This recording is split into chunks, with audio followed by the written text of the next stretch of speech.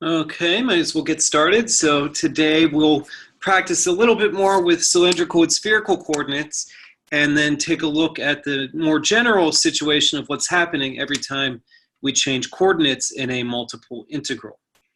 Okay, so anyway, I guess we can just sort of refresh our memories for cylindrical and spherical coordinates. So basically cylindrical coordinates, remember, was x, well, sorry, not x, r, theta, and z.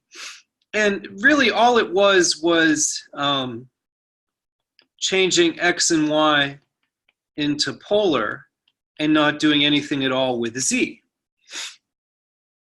And so that's what we have. What else do we know? We know that x squared plus y squared square root is r. We know that tan theta is y over x. But I guess most important for as far as doing integrals is the fact that dv is r d theta, or I guess usually dz is on the inside because we have top and bottom surfaces, z in terms of x and y. And so that's pretty much what we need to know for cylindrical. Whereas spherical coordinates, remember, was rho, theta, and phi.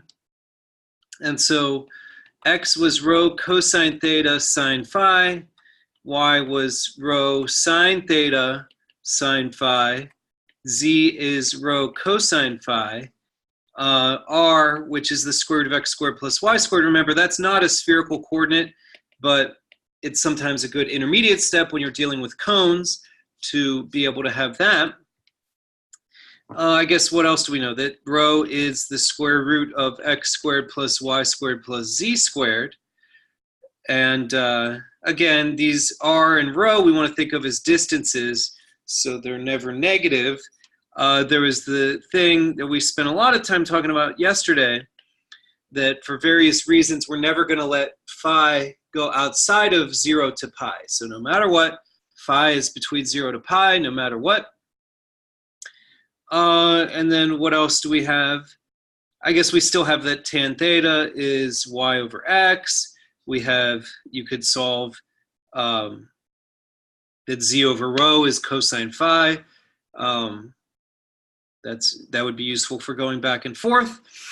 And then finally, the big important thing for triple integrals is what is dv in terms of d phi, d theta, d rho. Well, you have this extra rho squared sine phi that you have to include. Okay, and remember spherical, it's a little bit tricky. Theta is the same theta, but the angle phi is the angle in this triangle containing the point xyz, 0, 0, z, and 0, 0, 0. Phi is this angle down from the positive z-axis.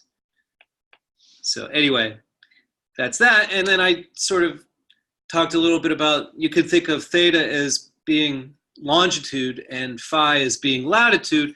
Latitude we measure north or south from the equator, whereas phi is down from the North Pole, so the 0 point is different, but conceptually latitude and phi are the same idea. Longitude and theta are the same idea. Okay. So I think for today we'll just practice doing both cylindrical and spherical for a few triple integrals, and then we could decide which one we like better. So let's set up both cylindrical and spherical for this triple integral, where E is the solid region above a paraboloid and below a plane. So let's do cylindrical first. Okay, so our picture, we have our elliptic paraboloid opening up from the origin. We have our plane z equals 9 that's horizontal there. And so this region that we're talking about is this stuff here, above the paraboloid, below the plane. And so as far as cylindrical coordinates goes, you're still doing top and bottom surfaces.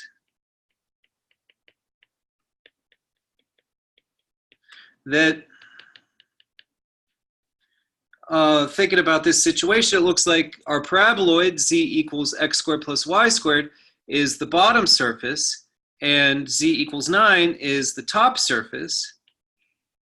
And so the only thing that we have to do is convert x and y to polar. Essentially, that's all that's happening for cylindrical coordinates is x and y is being converted to polar, both in the bounds for x and y, but also either in the integrand or in the surface equations for your z surfaces.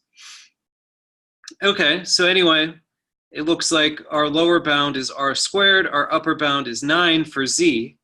Our integrand becomes x squared plus y squared, which of course is r squared, times z, and then dv has our extra factor of r. So x squared plus y squared z, that becomes r squared z, and then dv becomes r dz d theta dr. And then your bounds for r and theta are just the polar bounds for this shadow, which if you think about the shadow of this solid region in the xy plane, it's going to be a disk of radius 3, because that's where z equals r squared and z equals 9 intersect at r equals 3. So 0 to 3, 0 to 2 pi, and there we go. So cylindrical coordinates for this situation are pretty good. I guess just for real practice, we could do it in Cartesian, just to reiterate that circles and disks are not the most pleasant thing when you're dealing with Cartesian coordinates, x and y. So your disk bounds would be x goes from -3 to 3, y goes from minus square root of 9 minus x squared to plus square root of 9 minus x squared. And those square roots, those could be tricky as far as anti-differentiating. You might have to do a trig substitution, which nobody wants to do. But anyway, that's why we prefer polar for this shadow D. It's a disk. Okay, so then anyway, before we could do spherical, we have to do a trickier example compared to what we did yesterday. So the regions we talked about yesterday for spherical, the bounds were all numbers, and so everything was pretty great, to be honest. But this one is going to be a lot worse.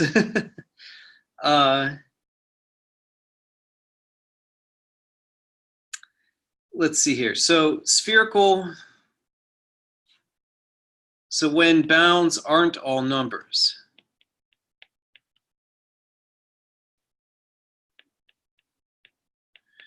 So just a quick refresh back to both the double integral situation and what we've been doing recently. So for dy dx, if you're dealing with dy dx and the bounds aren't all numbers, you're thinking of your top and bottom curves. And you express those y as a function of x. Whereas like for dx dy, you're thinking of your left and right curves.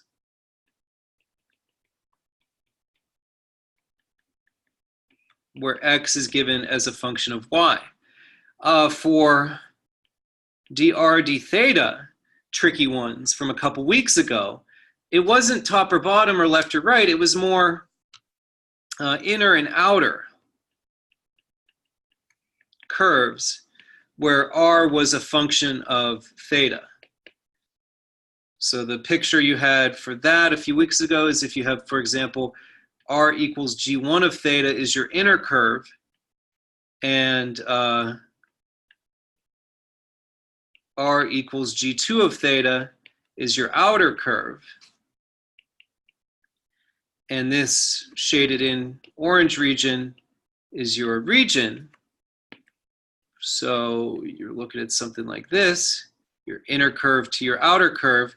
Then you would have had, you know, alpha to beta, whatever angles these straight segments were on the side, alpha to beta, g1 of theta to g2 of theta, and then f rd theta. So yeah, for dy dx, bottom and top curves, dx dy, left and right, dr d theta, you're doing inner and outer curves. And so essentially that's what we're doing for spherical. That it's going to be tough to draw, but like, let's say you have rho equals, I'll call it U1 of theta phi. That could be your inner surface. And then, I don't know, I'll draw the outer surface to be pretty simple. Maybe the outer surface is a piece of a sphere centered at the origin. Then your outer would just be a number. Yeah, I guess let's not restrict ourselves to that. But that's the idea, that you have your inner and outer surfaces relative to the origin. And this here would be the solid region E. So remember, for triple integrals last week, we had z equals u1 of xy to z equals u2 of xy, where bottom and top. When we switched that, it was either left or right surface or front or back surface. But for spherical coordinates, it's more about inner and outer surfaces, where rho is a function of theta and or phi. Okay, so actually, let me go down and do an example first before we come back to this. Sort of the spherical coordinates for this example right here are going to be the trickiest, messiest thing, and you're never going to want to actually deal with it. Just for practice, let's do spherical for this. It's a little bit easier to understand. And it's very similar to examples we saw back when we did some polar examples. So anyway, this is very similar to the example we ended yesterday with, where we had a sphere and a cone, and we were looking at the stuff between it, and our region kind of looked like an ice cream cone type shape. So anyway, this is going to be somewhat similar, but a little bit different. So first of all, we still have our same cone, z equals square root x squared plus y squared, which we talked about yesterday. You can mess around with the equations to figure out that this cone gives you information about phi. And for this cone, it turns out that phi is pi over 4, is this angle here. Okay, and then so what's going on with this sphere? So first of all, you might be suspicious. You're like, wait, there's a z on the other side of the equation. Is that a typo? Was that supposed to be a number? And the answer is actually no. So to figure out what's going on with this sphere, you're going to have to complete the square. So we did this earlier on in this class. So x squared plus y squared plus z squared minus z. I'm going to subtract that. And then to complete the square, I have to add a fourth to both sides. So then when I complete the square and factor this, this is z minus a half quantity squared equals a fourth. So it's the sphere centered at 0, 0, 1/2 with radius 1/2. So it's sitting, it's not centered at the origin, but it's sitting on the origin. It goes through the origin. The bottom, the south pole for this sphere is in fact this origin.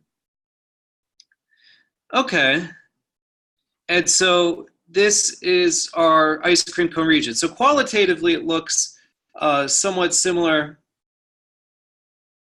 to the ice cream cone shape we were dealing with yesterday, but our sphere isn't centered at the origin. Like yesterday, our sphere was centered at the origin, so all these points that we were stopping at were all the same distance to the origin. Whereas this point here is closer to the origin than this point up here. And so anyway, what we're going to have to do is figure out the spherical equation for this. And so yeah, we have to figure out our outer surface. We have to figure out the outer surface is the sphere. We convert this to spherical doing the following. So x squared plus y squared plus z squared is rho squared. And z is rho cosine phi, so you can cancel out a rho because rho equals 0 is the origin only. So otherwise, the outer surface here is rho equals not a number, but cosine phi. which kind of makes sense. That you could figure out that this top point here is at 0, 0, 1, which is 1 away from the origin. When phi is pi over 4, you get root 2 over 2. You could figure out, yeah, this point right here is root 2 over 2 away from the origin, so closer. And so essentially what needs to happen here is that the row bounds have to go inside. You have to say that rho starts at 0, stops at cosine phi. And then we have what? Rho squared cosine squared theta, sine squared phi is x squared, and then we have a rho, and then we have a rho squared sine phi. So when your bounds are all numbers, it's not important the order that you set this up in, but when your row bounds depend on phi, you have to make sure that d rho is inside relative to where d phi is. So that's fine. And so then, okay, theta is going to go 0 to 2 pi. Phi, it turns out that this sphere is tangent to the origin, so this phi angle goes all the way from 0 up to pi over 2. That we don't have anything here below the xy plane, but we have angles all the way down because the sphere is tangent to the origin. Sorry, tangent to the xy plane is what I should be saying.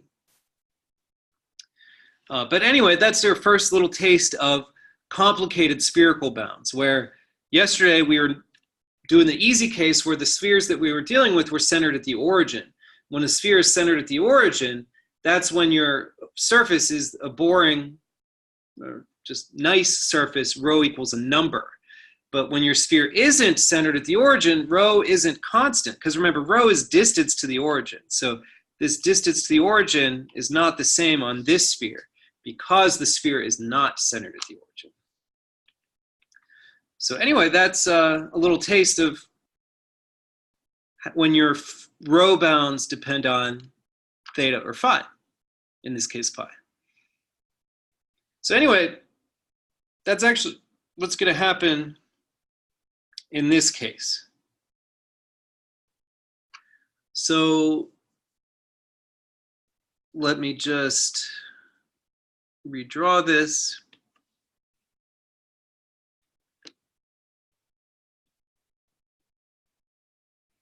So this is our region. And so we have our paraboloid piece, and we have our plane piece, z equals 9. And so now we have to figure out what's going on here in terms of inner and outer surfaces. If we see that it's actually kind of a nightmare, that sometimes this plane is the outer surface.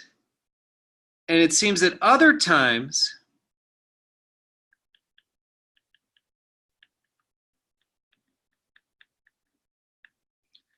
the paraboloid is the outer surface. So it's kind of like what happened when we were dealing with double integrals a few weeks ago, where, for example, if the top curve changes, you have to split it up into two pieces. Remember a case like this, right? Where you had to figure out, the top curve here, the top curve here, and split up your dy dx integration. That's what we're going to have to do here. We're going to have to split up our spherical triple integral. So we got a few things to do. We have to convert these equations into spherical coordinates. So you just do the only thing that would make sense to do and replace x, y, and z with what they are in terms of rho, theta, and phi. So z equals 9 is rho cosine phi equals 9, so rho equals 9 secant phi. So that's sort of a nightmare that a horizontal plane, z equals a number, in spherical coordinates, it's rho equals that number times secant of phi. So that's no fun. And then if you translate the equation z equals x squared plus y squared, you plug in what things are in terms of theta, phi, and rho, you get that rho cosine phi is rho squared sine phi. So rho is cosine phi. You could cancel out a rho over sine squared phi, which whatever, is that cosecant, cotangent? I think. I mean, it doesn't really matter. I'm just looking for a nice compact way to write this.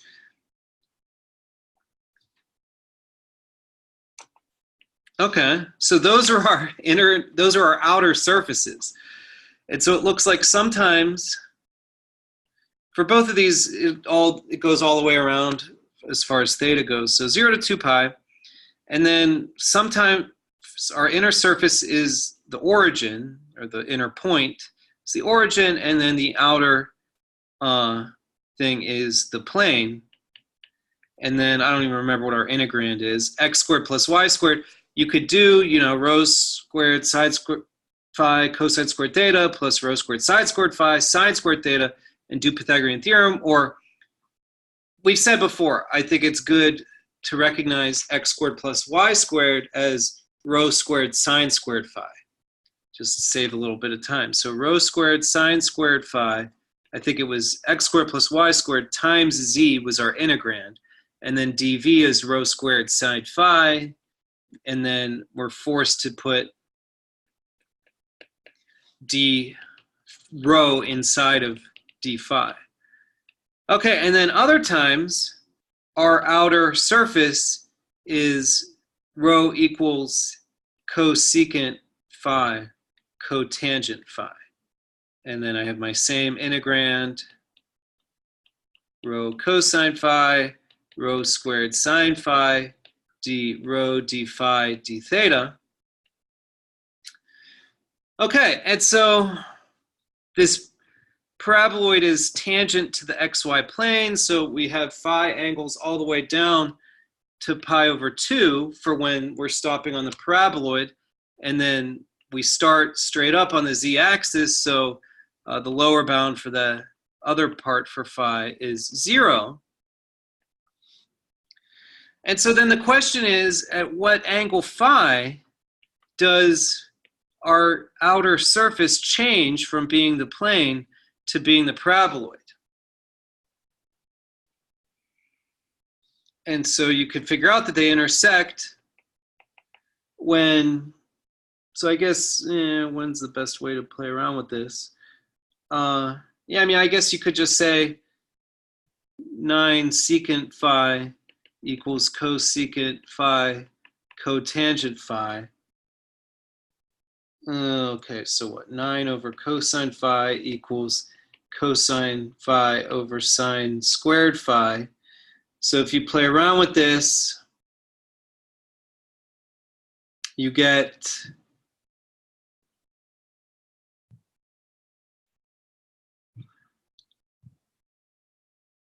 cosine squared phi over sine squared phi equals 9. You could play around with this to get that tan phi is a third. We know that, yeah, phi is always between minus pi over 2 and pi over 2, so tan phi will, or sorry, we know that we're in the z positive part, so if you figure it out, when you take the square root here, you don't have the negative part. So anyway, tan phi is 1/3, and so phi is inverse tan of a third, which actually is not a nice angle.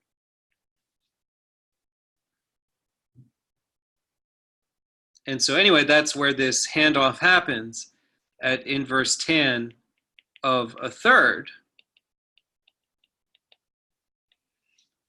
And so honestly, we're not going to make you do anything like this. I don't think any of you want to do anything like this. The purpose of this is to show you that even though there isn't a sphere involved in this region, you can still set up this triple integral using spherical coordinates. However, it doesn't really seem to have been a good idea at all. So often I see people sort of try spherical coordinates on things where you shouldn't, and then you're sloppy and make the bounds all numbers when they shouldn't be. So when your surfaces aren't spheres, you get these complicated equations for rho in terms of theta and phi. In these cases, it was just phi, but still, the only time you get numbers for your row bounds are when you're dealing with spheres centered at the origin. So if you go back to, let me just show you here, yesterday's lecture, this sphere was centered at the origin, so the outer bound for rho was just the number 2, because spheres centered at the origin have very simple equations in spherical coordinates. But when you're dealing with a sphere that's not centered at the origin, like this, you have rho be a function of phi or theta. And then it gets even worse in this example where the outer surface is sometimes the plane and sometimes the paraboloid, and so you kind of have to do all this. And so what is the lesson we learned here? No sphere in the region, right? So let's look back. The region doesn't say anything about a sphere. So no sphere, no spherical. I mean, you can if you want, but I really don't think any of you want to go through this on a quiz or a test. It's just a big mess. So again, this is not something you'll be asked to do. It's to just show you that spherical, you shouldn't use it if you don't have spheres, hence the name.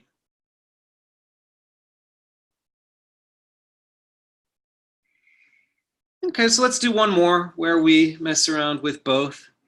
So set up both cylindrical and spherical for this triple integral, where it's an ice cream cone like yesterday. I've changed it a little bit. I've added this factor of square root 3, which effectively makes your ice cream cone a little bit skinnier. So I don't know. Let's say, ew, that does not look very spherical.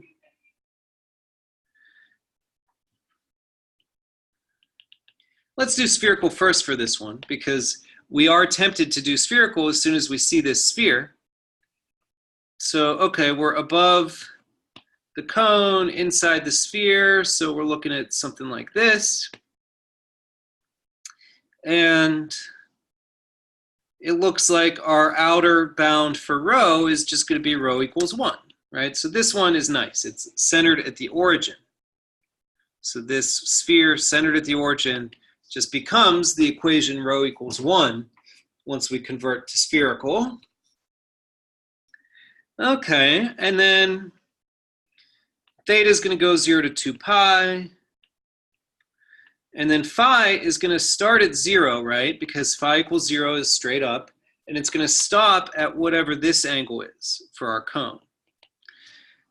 And so earlier today, we looked at the simple cone, z equals square root x squared plus y squared, which is phi equals pi over 4.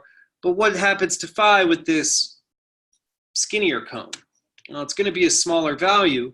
How do we figure that out? So that's where we, again, translate this equation into spherical. So z is rho cosine phi, and then x squared plus y squared square root is rho sine phi. So again, r is not a spherical coordinate, but it sometimes helps to remember that r is rho sine phi as far as that goes. So messing around with this equation, you get that 1 over root 3 is tan phi. And so, yeah, I did pick a special angle for this. It doesn't always have to be special. But yeah, it looks like pi over 6 is phi. So that's the angle for our cone. And then our integrand is rho squared, and then dv has a rho squared sine phi, d phi, d theta, d rho. And so overall, I think spherical is the way to go for this one. So sphere, spherical. Let's just practice those cylindrical for this. So for cylindrical, remember cylindrical, you're just doing bottom and top surfaces like we did with triple integrals last week. So z equals square root 3 times square root x squared plus y squared, which is just square root of 3 times r, is your bottom surface. And then z equals the square root of 1 minus x squared minus y squared, which is, so you solve for z on the cone to get the top surface. So for cylindrical, z starts at square root of 3 times r, stops at square root 1 minus r squared. Our integrand was x squared plus y squared plus z squared, which is r squared plus z squared, and then r dz d theta dr. Don't forget your extra r. And then our bounds for theta, well, 0 to 2 pi. And so I bet you $5, most of you, if I said what's the bounds for r, a lot of you would say, oh yeah, 0 to 1, because 1 is our radius. And that's actually wrong. Be careful. It's true that 1 is the radius of our sphere. I mean, I did a kind of crappy job drawing that, but you get the idea. Our sphere had equation x squared plus y squared plus z squared equals 1. That's the radius of our sphere, but is that the radius of what we're dealing with here? These are theta bounds. Those are polar bounds for the shadow of our region. So when you're dealing with like an entire top half of a ball, the radius of the sphere and the radius of the shadow are the same. But for this ice cream cone type shape, this is the radius of the sphere. The radius of the shadow is basically this distance right here. And so what we need to do is figure out what that is. And so any place you do it is going to, of course, give you the same thing. Our classic triangle that I think is good to just refresh your memory of is one of our triangles that we had for spherical coordinates, remember, was right here.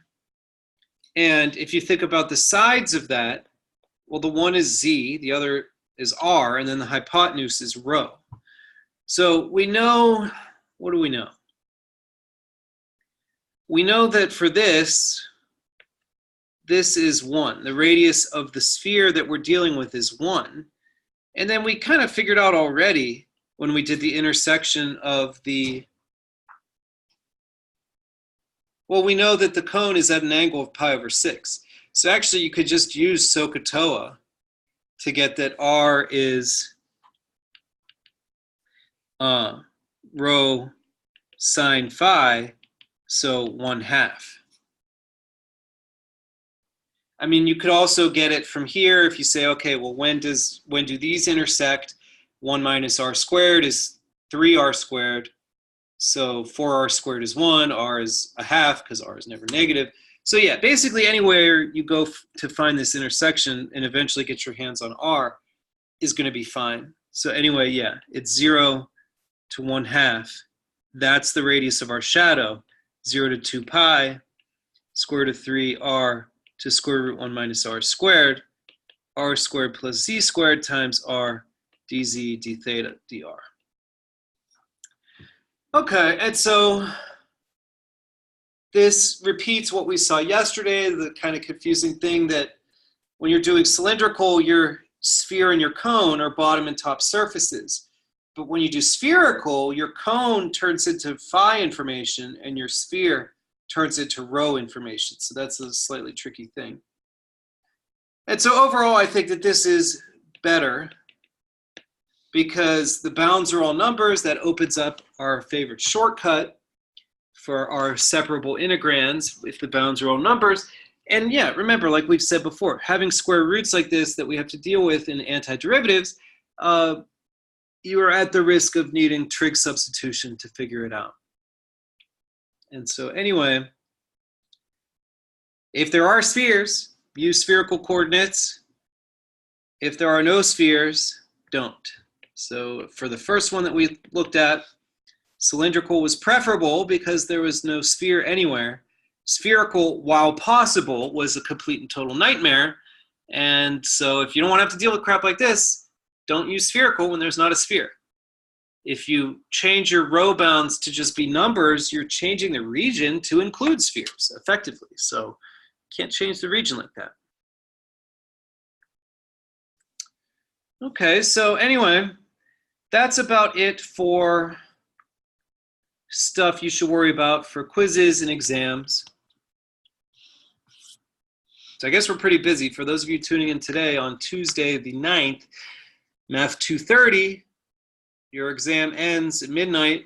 The 10th, 232, your exam becomes available at midnight on 12:01 a.m. on Saturday the 13th. So 230, you're just finishing your exam period. 232, yours is coming up.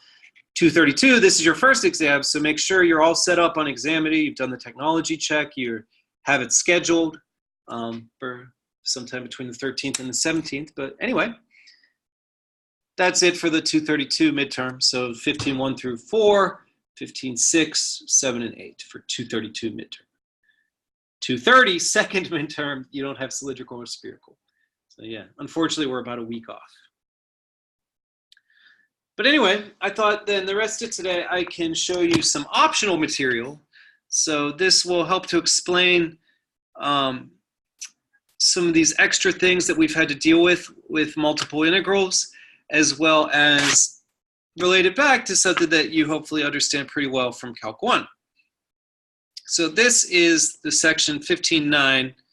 I don't even know what the hell it's called. What is it? Change of coordinates for multiple integrals. Change of variables.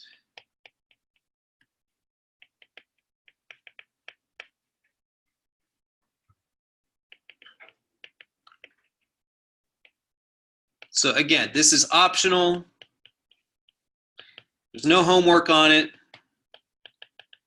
There's no quiz or test questions on this stuff. So this is purely just sort of bonus stuff if you're interested.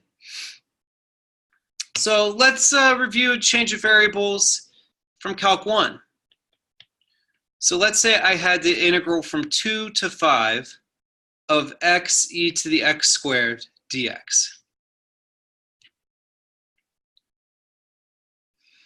So the way you did it, if you see this integral, you should be saying, oh, substitution, u equals x squared. That's the hint that you see. So instead of writing it like that, I'm going to write it slightly differently. Honestly, it's what was probably called reverse substitution in 141, and it's sort of what you learned when you did trig sub. So it's the same idea as substitution, you're just kind of going the other way around. So instead of writing it as u equals x squared, I'm going to write it as x equals square root u.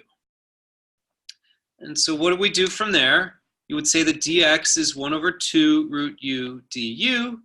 When x is 2, you get that u is 4, right? And when x is 5, you get that u is 25, because u is x squared.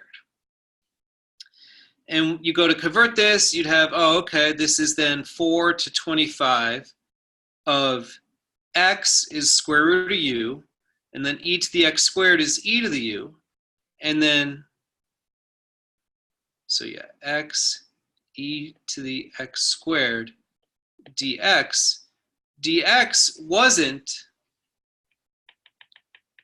du, but in fact, dx is 1 over 2 square root u du, which then, okay, you get 4 to 25, 1/2 e to the u du, and then you'd be on your way. So that's the idea. So what we're going to say here, we're going to call this thing the transformation. X is t of u. And so what this transformation does is it takes this interval 4 to 25 on the u number line, and it maps it or transforms it, however you want to call it, to this portion 2 to 5 on the x number line. So when you have x is square root u, and you plug in values of between 4 and 25 for u, you get x values between 2 and 5. So x equals t of u, which is square root of u. And when you have a transformation like this, so transformation in this context from the number line to the x number line and the u number line we're going between, we could say that the Jacobian of this is, so I guess I could say the Jacobian of t is equal to dx du, which, in this case we saw was 1 over square root of, so 1 over 2 square root of u du. And what this Jacobian did was it told us the relationship between dx and du, that essentially dx is the Jacobian times du. So that's what's happening. When you're making changes of variables, your differentials, or that pesky notation that shows up in integration, they're not the same. Dx and du aren't the same. And the relationship between dx and du is this factor called the Jacobian, which in Calc 1 context, the Jacobian is just dx du. And so that's that.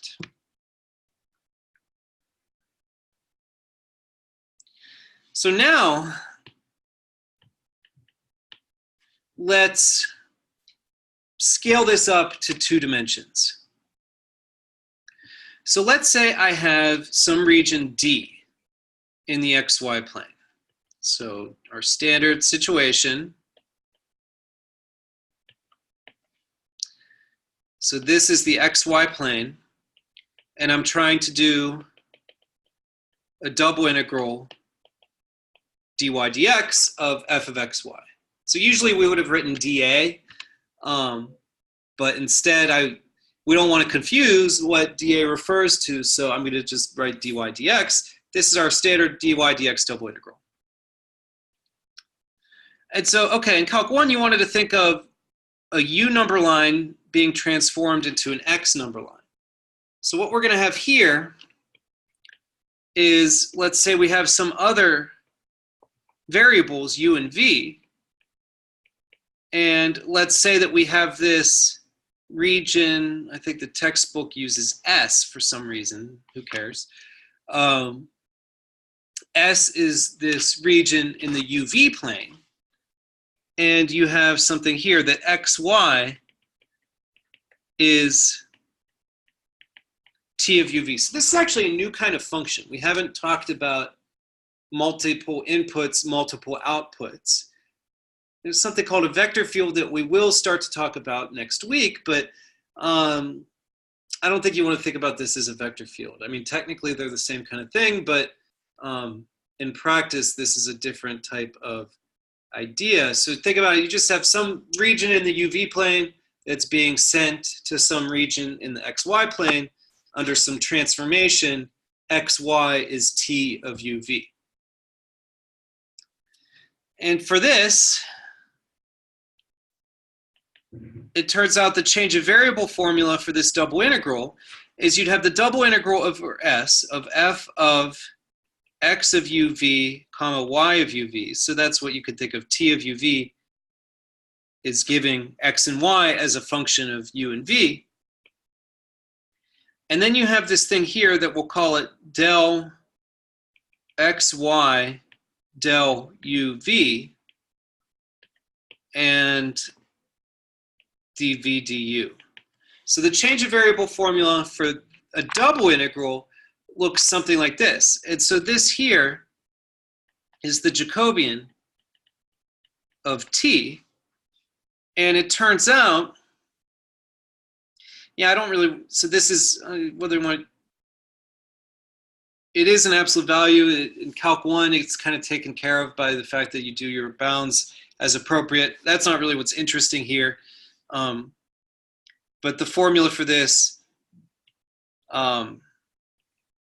Jacobian, so this really is new notation, right? We've never had del of an ordered pair over del of an ordered pair.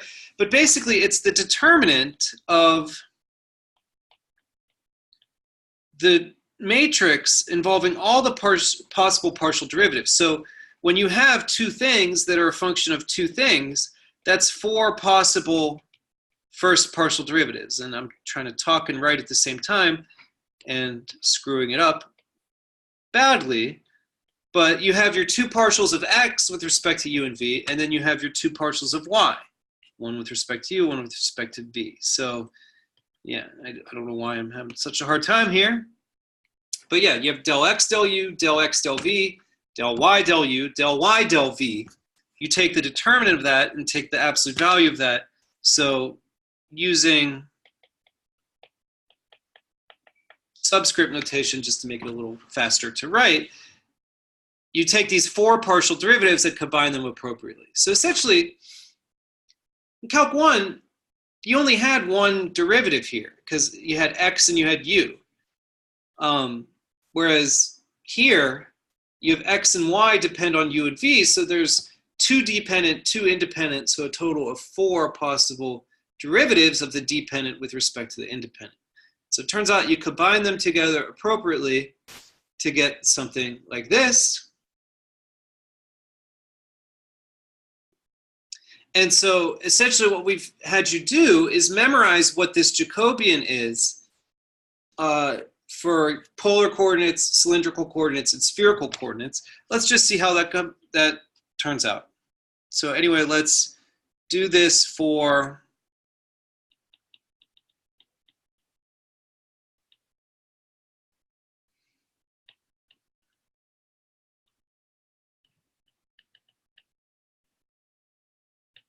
let's say I wanted to do the double integral of x squared plus e to the x squared plus y squared dA over the disk of radius 2.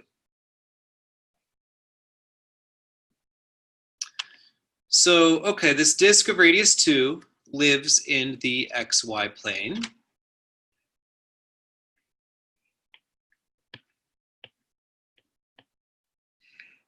And so for polar coordinates, essentially what happens,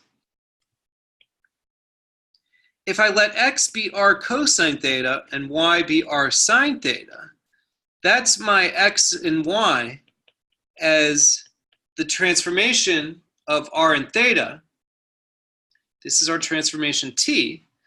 And we know from practice that in the r theta plane, if we plug in r between 0 and 2 and theta between 0 and 2 pi, if I plug this square of points, or not a square, a rectangle of points into this thing, it's going to spit out my disk.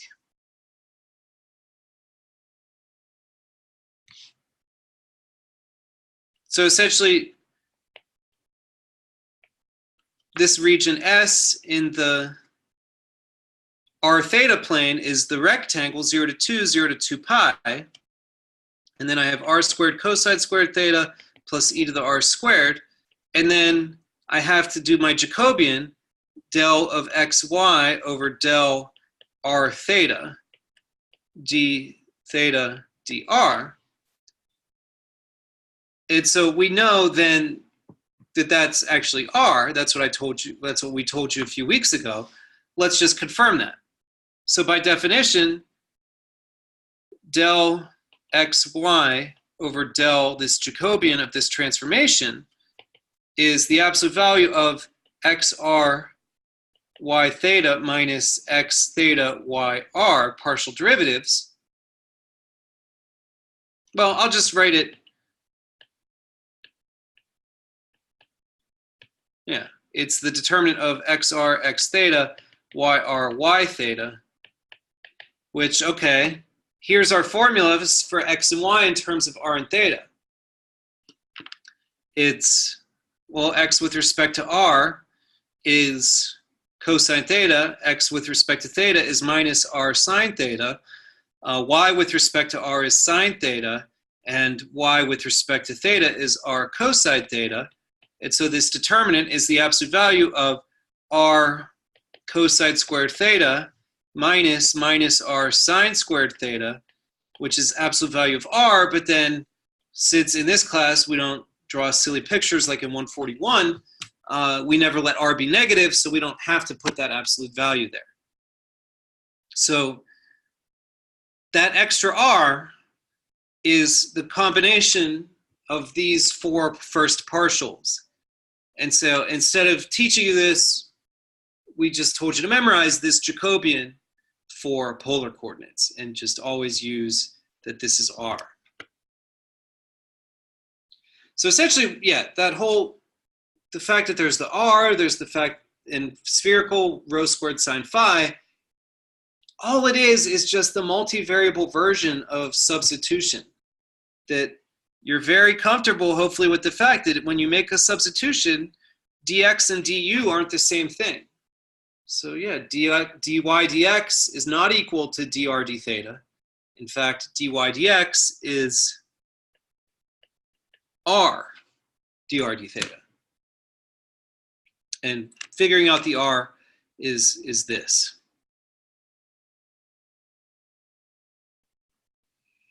Okay, so maybe I'll just show you spherical real quick. So 3D spherical. If I have a triple integral f of x, y, z dv,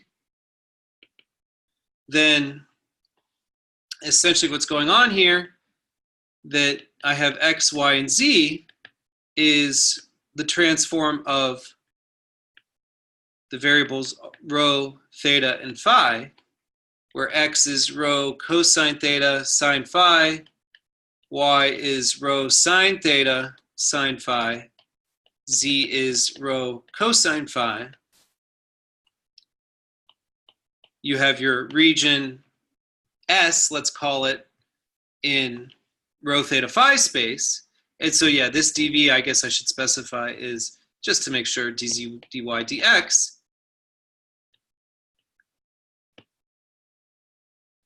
are the three-dimensional version of this change of variable formula tells us, yeah, so change f into b to be in terms of rho theta phi. So I'm just going to write f.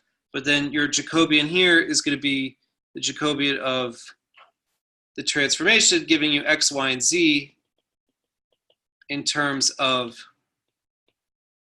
rho theta phi, d phi, d theta, d rho.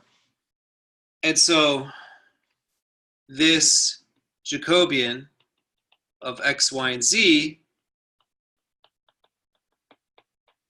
with respect to rho theta phi, it's going to be this 3×3 determinant, where we have x with respect to rho, x with respect to theta, x with respect to phi, y with respect to rho, y with respect to theta, y with respect to phi, z with respect to rho, z with respect to theta, z with respect to phi. So we start taking these partial derivatives, cosine theta sine phi,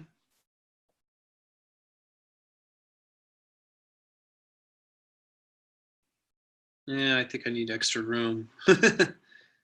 So now you guys are thankful. I told you to memorize rho squared sine phi. You don't have to go through all this stuff. So cosine theta sine, oh God, I'm writing, never made bad mistakes like this. So I said theta, but I meant phi. Sorry, I said theta, I wrote phi. So anyway, x with respect to rho is cosine theta sine phi. X with respect to theta is minus rho sine theta sine phi. And then x with respect to phi is rho cosine theta cosine phi. Y with respect to rho is sine theta sine phi. Y with respect to theta is rho cosine theta sine phi. And then y with respect to phi is rho sine theta sine phi. And then z with respect to rho is cosine phi. Z with respect to theta is 0. And z with respect to phi is minus rho sine phi. And so, yeah, I'm not going to do it. It's Pythagorean theorem a couple of times, but if you're suspicious, go through this. Those of you who took Math 220, you know that when you're evaluating determinants, you can go across whichever row or column you like. I suppose this would be less work if you go across the third row because you have that 0 in the middle. But anyway, you calculate this 3 by 3 determinant, and you get the absolute value of rho squared sine phi. But then remember, I said we never let sine phi be negative because we never let phi go outside of 0 to pi. So that's something we talked a little bit about yesterday, as far as I don't want to have to include this absolute value here, so let's just prevent double counting and prevent this from going negative by restricting phi to be between 0 and pi.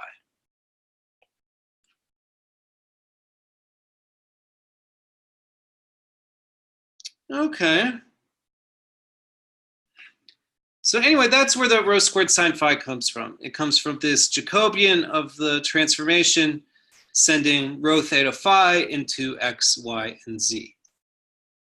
So that this is your dy, dz, dy, dx. It has that additional factor. So this idea of Jacobians explains cylindrical, spherical, polar. Let me just show you one more example of how it could be fun, which just really, the reason we use these various coordinate systems is because we like this domain over here to be either a rectangle or a box, so something that makes our bounds all numbers when we switch coordinates here. So let's, I don't know, play a game like this. So let's think about, so transform coordinates so that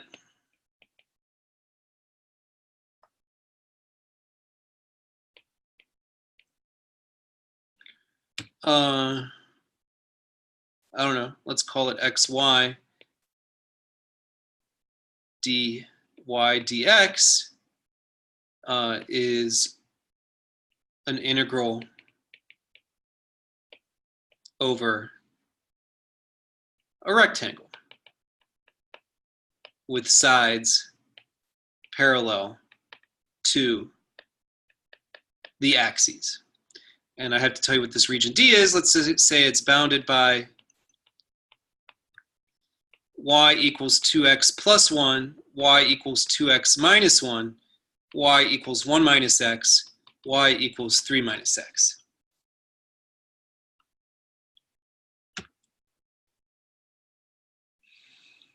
So anyway, I guess this is a quadrilateral already. I guess it's some kind of parallelogram. But let's see if we could draw this picture.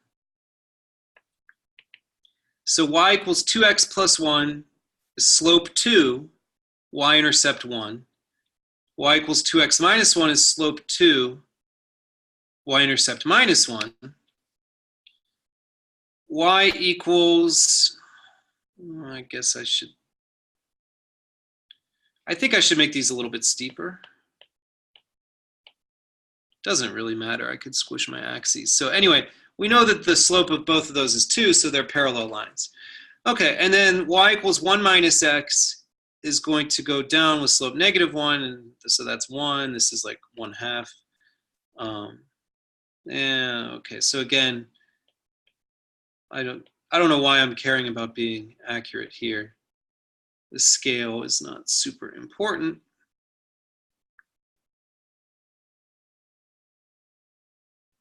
So I'd say it's something like that. That looks pretty good as far as where the intercepts are. And then y equals 3 minus x, of course, is parallel to y equals 1 minus x. So I don't know, something like this. So our region of integration is this here. And 1, 2... I think you have to split this into 3 regions. I mean, it's going to be at least 2, as you could see, but I don't think that this is above that. I don't know which side it is, to be honest, but it's not important. Just trying to convince you that if you're trying to set up bottom and top curves for this, it's going to be fairly involved, right? Sometimes, so yeah, I don't know. I'd have to think more carefully to get the exact situation that's happening, but we don't really want to go through all this. You'd have to probably split it into 3 pieces. So, yeah, I mean, let's just see here. So the 3 minus x at 2x plus 1, that intersects at x equals, so 3x equals 2, so that intersects at 2/3. And then y equals 1 minus x, it intersects at, oh, does this intersect at the same place? Yeah, okay. So maybe I lied, and it's not so bad.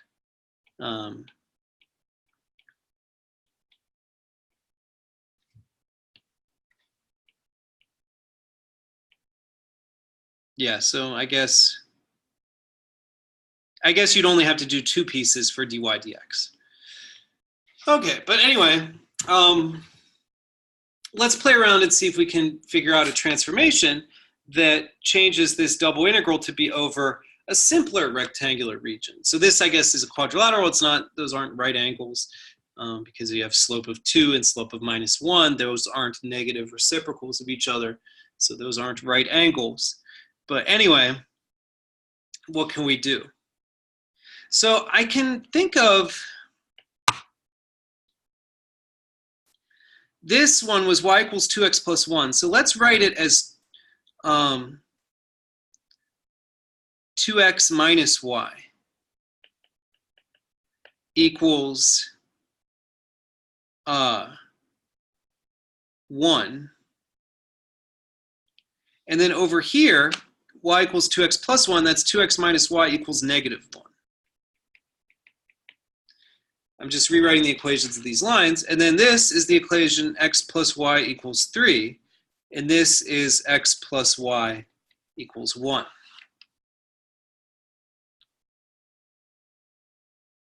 So I claim that if you let u be 2x minus y and v be x plus y, that the transformation t of uv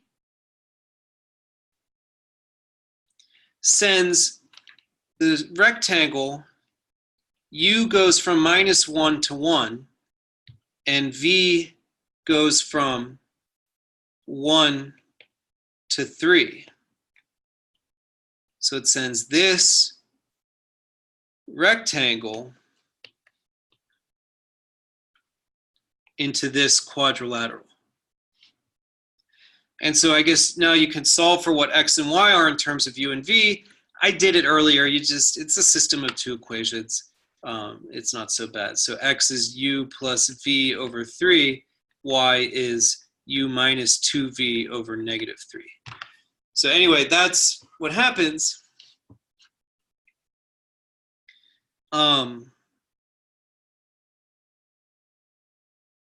So it's not too hard to convince yourself that if you fix v at 1,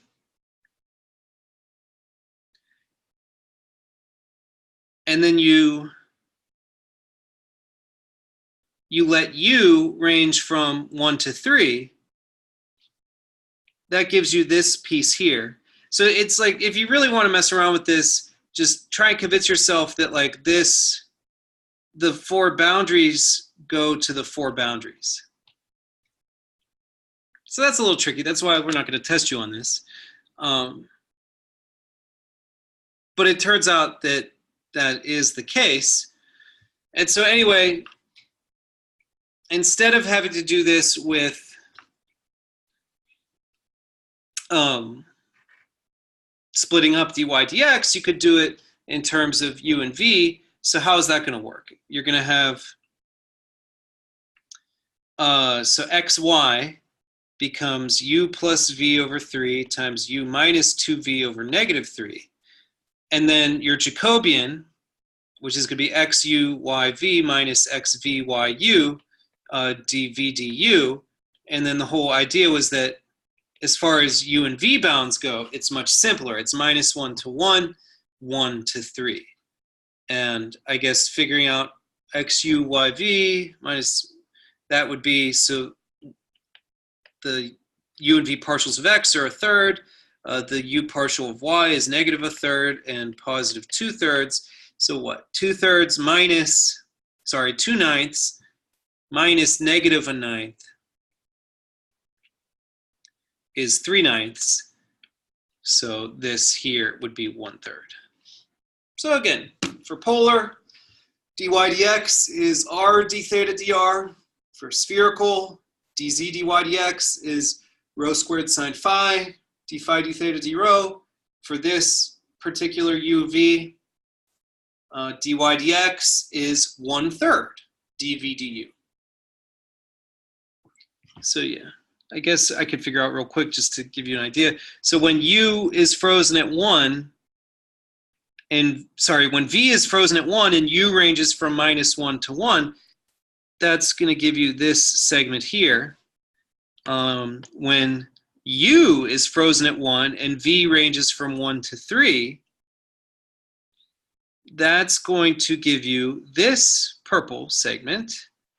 When v is 3 and u ranges from minus 1 to 1, that's going to give you this green segment here.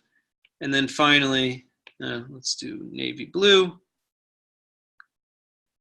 That segment is going to correspond to this when you plug in those particular values. So anyway, that's the idea of multivariable substitution. And again, that's just to show you where these extra factors are coming from when we switch to polar, cylindrical, or spherical. You, instead of just doing like you did in Calc 1, dx is dx du du, you have to combine multiple partial derivatives together in order to get the situation now. So anyway, hopefully that was instructive for those of you wanting to learn a little bit more. But otherwise, I will see you later. Have a good day.